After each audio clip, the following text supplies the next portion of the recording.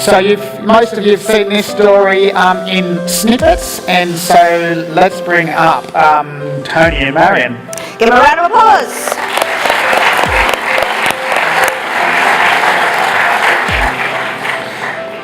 So we met a few years ago, and let me just get you up.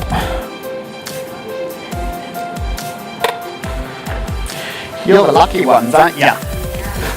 Very lucky. You on? Am I on? Let's see. Ooh, yes. All right, stand there. So you're the lucky ones. Why do people call you the lucky ones? Because whatever we did, people would say, oh, the Dawsons, you're just the lucky ones, you know. It's just all luck. Luck falls your way and that's about it. Now, is that about right, Tony? I don't know, my heart's beating like a drum at the moment. Yeah, I suppose you make your own luck, I think, as you go through life, I think. So, your luck doesn't involve sitting around and waiting for things to happen. You had quite a few businesses when through your last 20 years or so. Yes, we did. We started off, Tony was a professional crayfisherman for over 30 years, so that was his cray boat. We then ventured out and did the vineyard because he would have winter off, so he needed to keep busy and keep out of my hair. So we purchased a vineyard and he planted all the vines, and then we had some wine. So Tony wanted to have his own wine label. So to do that, we then bought a restaurant in Robe to sell the wine. It did start as like a cellar door sale, but then it grew into a 120-seat restaurant. So we had the three businesses going at once, which was crazy because we had 3 young kids. So from there, we decided to sell them. And I think people talk about the brick and the feather, and Ian talks about that a fair bit. I think it was at one stage, I didn't see the kids for about 10 days in a row, I think. Up at 4 and home at 9 to 10, and same thing. And I just said to Marian, well, something's got to change here. So we decided to offload a few assets, and that was where the deal with you, I suppose, with emotional attachment to your assets. So, let's talk about the vineyard though, because I want to celebrate that a little bit. You planted every seedling yourself, worked non-stop. Rootling. Hey? Rootlings are called. Not seedlings. So, you did some planting, and Quickies. And what do you call when they grow? Rootlings. So you went off, you started making wine and whatever, and Penfolds came along and said, this is South Australia, we want to buy your wine. Yeah, before we bought the land, we actually had a contract with Treasury back in those days, or South Corp, changed to Treasury, and then Foster's then Treasury, and so we basically had a long-standing contract with them where we provided them with Shiraz, Cabernet, and a little bit of Chardonnay. So we did that for about 13 or 14 years. So you sold the whole farm to Penfolds? Yeah, they came along, and I actually basically said to them that we wouldn't sell it. It's not a fire sale. As I suppose everybody knows about vineyards and making wine, there's not a lot of money in it, especially these days, and it's probably getting harder. But they really wanted the fruit, and decided to give us a little bit more than what it was actually worth. So and it was, you could have got it more than what they paid as well, but you stuck to your word. Yeah, could have, but once we made the deal, that was it. And those grapes there, that's the first time they'd made baby Grange, is that right? St. Henri, we into St. Henri, which is outside of their normal area. So it's the first grape they'd ever used outside of the area. Yeah. So we had 60 Afghans come and pick the first lot. 60 what, Afghan. like Afghan dogs? Yeah, Afghan with face masks. Well, actually, yeah, they didn't like having their photo taken. Yes, fair enough. All right, so you bought stuff along the way because you could, because your businesses were doing well, and so you just bought anything and everything. Well, we did. We sold the fishing license, and we sold the restaurant. So we had a bit of cash. So we went off and bought. This is pre-D. We bought 3 properties in mining towns, and fortunately at the time, that was 5 years ago, they were doing well, and we thought, well, this is good. We've got some cash coming in. You bought an industrial shed down the road so you put your boat in. No, not quite right. Oh, come on. No, I had that. You have that, yeah. I've got 2 sheds there. But if the house next door came up for sale, you bought it. Yeah, sort of, yeah. Yeah, because there wasn't any strategy to what you're doing. Yeah, sorry. You're simply just purchasing, yeah?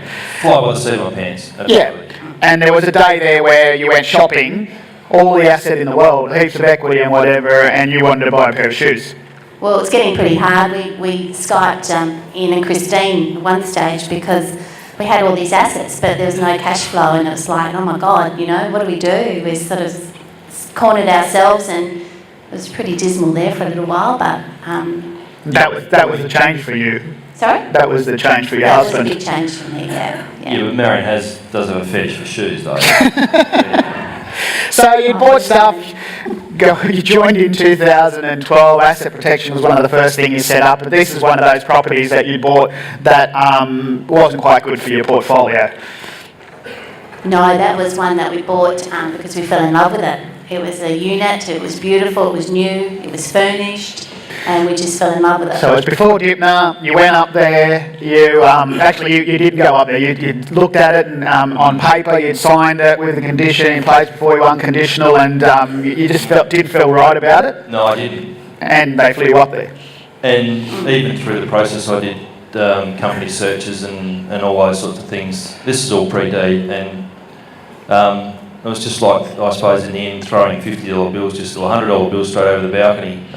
Because they flew up there, they put you on the balcony, they gave you champagne and prawns, and they sold you on the emotion. And a pre-agreed lease for a lease term, which is basically inflated the purchase price. Yeah, and so how many months after settling did those tenants, or did that real estate agent go? 4 months after the guaranteed rent of bringing passive income in turned up, the real estate agency, which was run by a 20-year and 21-year-old director, went broke, and then those tenants weren't around anymore. Yeah, but those directors had 20 years experience, though, and so... Yes. But you didn't check that. I did. I checked that and found it out. Still, the bells were ringing or slapping me, but... Yeah, okay. I fell in love with it. But you still went through. So, you've sat down, you've joined with Dipner in 2012, you've worked with Christine and I, we start putting together a strategy. We're looking at other deals that we can do the best out of what you're sitting on already in portfolio, and I'm sitting there on a Sunday afternoon at a seminar just like this one, and I say to Tony, you've got some extra cash because you've sold down some stuff, you should go off and do a joint venture, and you say? As long as my ass points to the ground, I won't do a JV. So that's Sunday, and on Tuesday you're saying it's a joint venture, right? No, Monday. Monday morning at 9 a.m. Yeah. Monday morning, 9 a.m. What were you doing, a handstand or something? No, it took us about 10 hours to get home from the event, and So in between you were talking and doing things. So this is the project. Tell us about it. It was, no, that's not it. it is. Oh, sorry. You're looking at the wrong one. It's Carpenter Street, yep. Yes, yeah. It was a block of land in country Victoria, a subdivision, 6-lot subdivision. So we drove over there, we heard about it on the Monday, we drove on the Tuesday or Wednesday, met with the JV, got a bit of a shock, really didn't know what to expect, but anyway, that all worked out. And we signed up, we organised finance within that week, didn't we? And we signed up for that one. So you provided the money and the finance, they did the work, which is also another student, and you made 160,000 profit on the deal, so 80 grand each. Yes. Yeah, yes. it came back a bit because we had a discount. It was a sloping block, had all the hallmarks for a few issues, but we got through all those and went through them. So you get your money back, you get another $80,000, joint venture, well done. Yeah. You go off and you've got Smith Street. Yep. In Victoria. It's in the same town, and so that just opened us up to this particular town. We found this house that was on a nice sized block that we thought we'd renovate. We'd never done it before. So we spent 3 months renovating that, which was quite an experience, and lots of painting that I'd never done before either. So that worked out quite well. We renovated that, and the finished product we'd sold within a couple of months. Yeah. And so we'd had done a subdivision, a 2-lot subdivision in the meantime. So we sold the house off, fenced that, and then we had this block at the back. So you renovated 2 months, you then did that, you did the subdivision, and what did you sell the front house? So what were all your costs? Yeah, well, the house we paid $324 for the block, and the renos were about 50, and then we sold the property for $310. The house. Okay, so 370 plus the subdivision Victoria probably owed you 400 and you sold 310. So you got a block of land at the back for $90,000. What was the block of land worth in the area? Oh, that'd be about 260, something like that. So for $90,000, they've got a block of land of 260, right? So they've increased their equity position really well. So okay, this is the subdivision plan. So it's the top one is your block of land. But your son then comes into this, yeah? Yeah, we were negotiating with the neighbours to try and purchase the block next door for our son so that we could then open it up and do a bigger development. It was quite funny, when we were renovating the house, we were renting a cottage, and we didn't realise at the time that the actual owners who own the cottage owned that block next door. So how canny is that? This huge town that you're in.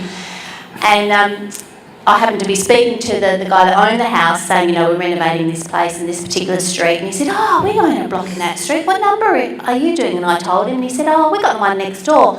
Well, I nearly died. I thought, we're trying to negotiate this deal for our son through the agent, trying to scheme and, get him to drop the price. And here I am talking to the guy that owns it. And he must have looked at me and thought, what's wrong with her? She's not saying anything. Is she all right?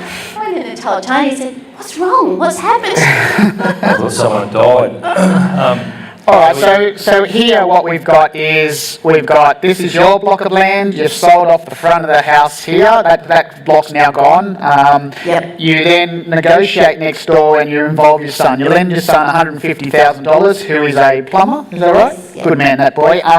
And goes off and gets a loan and does this, and now you involve your son in the joint venture together because you create an easement through the middle of the 2 blocks, yeah? Yeah, so what we did, we just basically put the driveway down through the centre, and to get what we wanted on Jared's side, we had to move over onto our side a bit. So potentially, we've got 3 at the top. We've got 2 3-bed, 3-bath townhouses on the top, and across the front there is 2 2-bed, 2-bath townhouses and a 3-bed, 2-bed. All right, so before we go on to that plan, you've got 2 blocks here that have got holding deposits already on them sold. Yep. You've got this one on the market at the moment. It's not on the market. It's going to be on the market. You've lent your son $150,000, so he's going to pay you back by gifting you one property, and he's going to keep the other property with a profit after selling these off of about. But it'll be basically his debt will be nil once he sells those 3. All right, so you're selling these as house and land packages out the front. You're going to own this yourself. You're going to own this, or you're going to sell off, are you? Well, we'll just wait and see. Yep. This one here is yours as well, and this one in here, which is 2 2-bedroom units. There's 6. Well, there's on each one of those bottom ones. There's 3 2-bed, 2-bath units. And we, because of there's 700 mil being spent on the hospital there, we're only about 500 metres from the hospital, so we'll rent them out. Really. All right, so in the end, your son's going to end up with a debt of about 200, was it? Yeah. About 200 with 3 units worth. 2-bedroom units. Worth how much?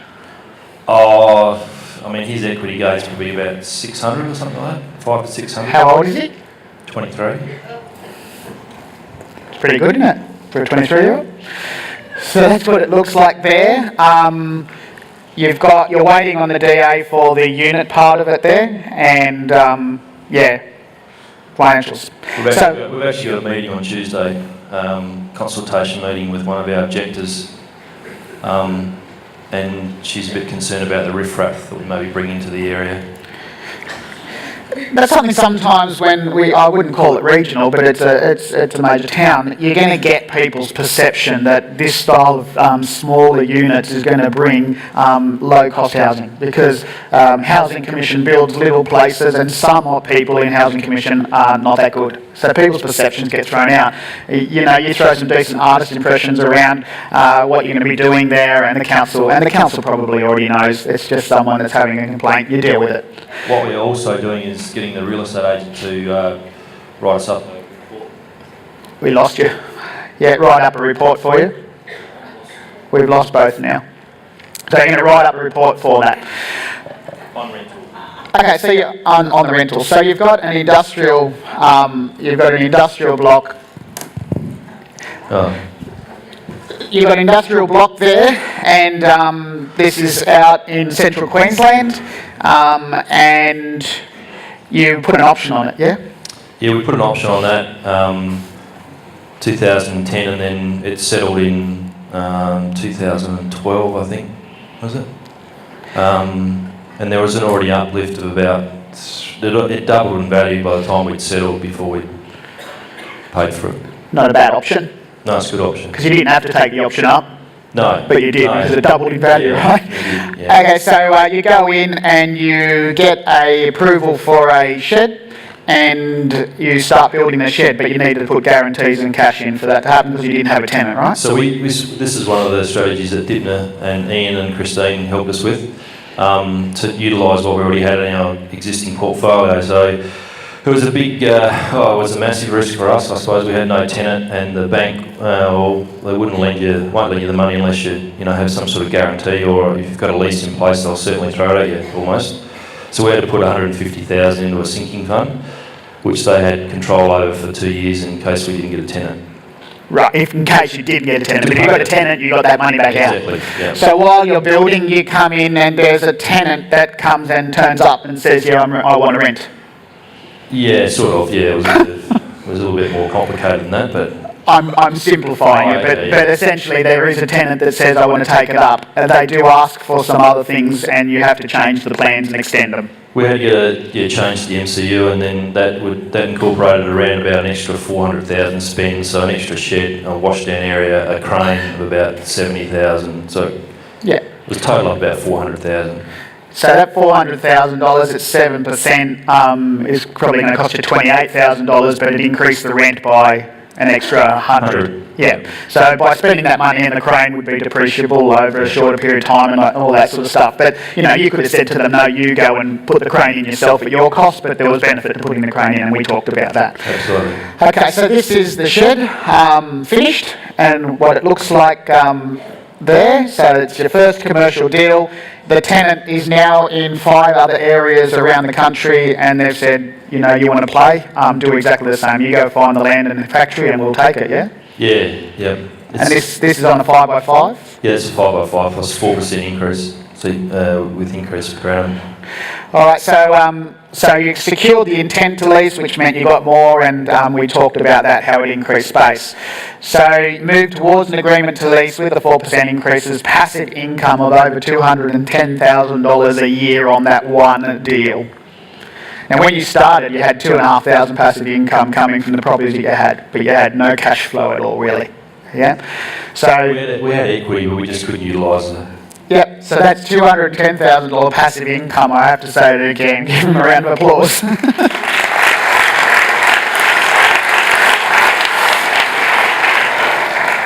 So again, you've affected your kids because you've got an industrial block of land back at Robe. Yeah, we I'm not working. Oh, am I working? Yeah, you are working. Just needs a little bit more volume. Yes, we've got an industrial block that when we met with Dibna last, she looked at it and she said, what's with this land? There's 2 sheds on there. I said, yeah, well, a man needs a shed. There's 2. And there's land at the front. And she said, what are you going to do with that? And we said, well, actually, we never thought of doing anything with it. And she said, well, think about it. So we went home, we had a thought, storage sheds. No, the road doesn't need more storage sheds. So last year when we were on the Platinum holiday, we get home and the kids said, we know what you can put on the front of that block. A gym. Robe hasn't got a gym. So while we're on holidays, they did the letter drop and the phone and text this number if you want a gym in Robe and all that sort of thing. So they've done all the research, and so Robe is now getting a gym, and the footings went down this week, and that's our kids. So what sort of money are they going to make out of that? Oh, well, we're commercially lending the money to them with an agreement. It's all legal. So it's going to hopefully... Well, we hope so. Yeah. Hopefully it's passive, but I think the critical thing about this is the learnings that they've gained through the process. Jared, our son, the eldest one, is he's a bit like his mother. He's very impatient and doesn't have his dad's patience. Yeah. And I think it's been a learning curve for both of them to go through the process. As we all know, there's lots of hurdles and bumps and in the road. You've just got to be prepared to go around them. And I suppose what we've learned through the process with what we've been doing is that no means there's another way of doing it. So you just have to stop and reassess and then go a different direction, perhaps a little bit, and it opens up again.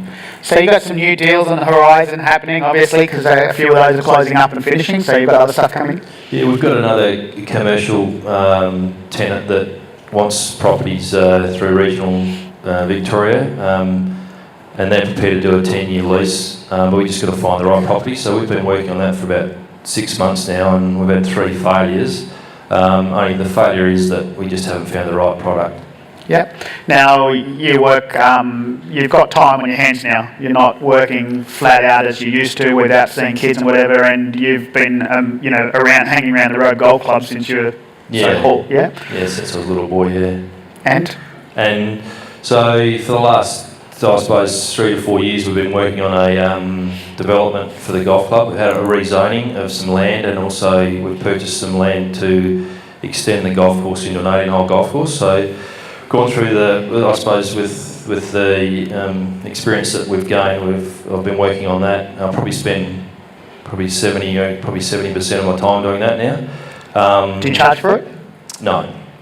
And so we've just had an auction of our first 10 blocks, and we sold 9 out of the 10, and only 17 blocks sell a year, and we sold 7 on the first day, and we sold 2 cents. And that's about 1.7 million going into the golf club's coffers. So and that's all come from your knowledge base here to help out that. I'm not saying that I've done it, but I've certainly been. But you're there helping, yeah? He's absolutely. And giving 70% of your time to do that, and that's pretty amazing.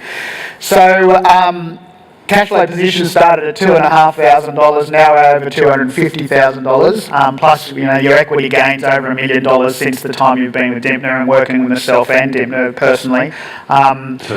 Two something. So? You said $1 million too. So we're at $2 million. Yeah. Sorry.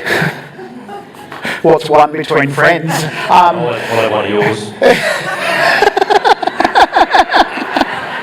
Between friends, obviously. Yes. Learnings.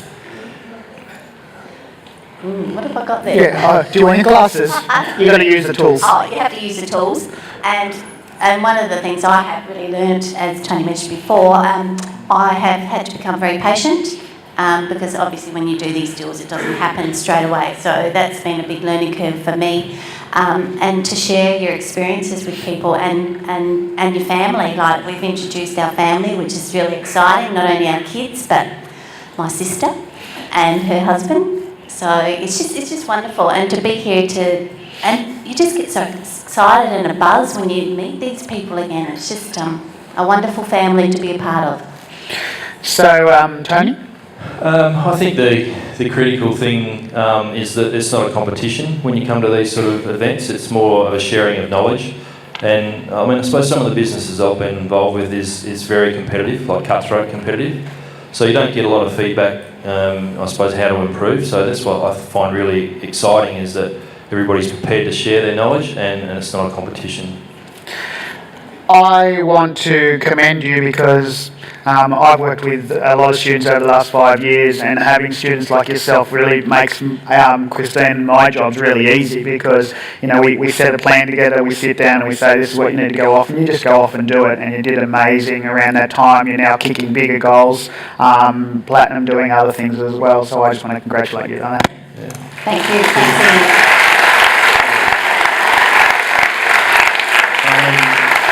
Can I just say, and I know it's backwards and forwards a bit, Ian, but certainly your help with Christine through our when we hit that bit of a roadblock was certainly a turning point for us, and then joining Platinum with Dibner. But you certainly, especially with spreadsheets and FISOs, and now we feel really confident to go into that, and I really thank you for your help, and Christine as well.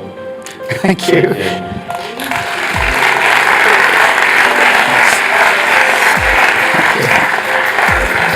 Huge round of applause for these two, hey?